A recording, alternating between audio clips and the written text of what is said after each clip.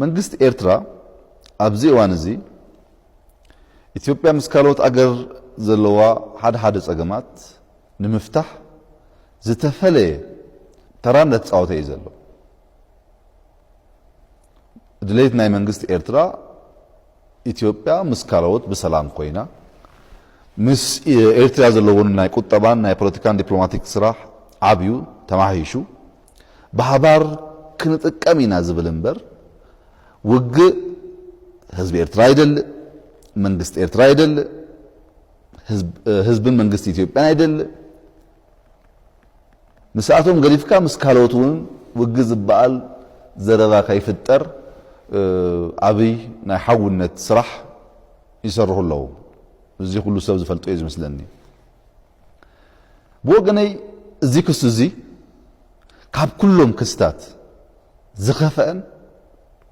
أجل زي بلوكس إيو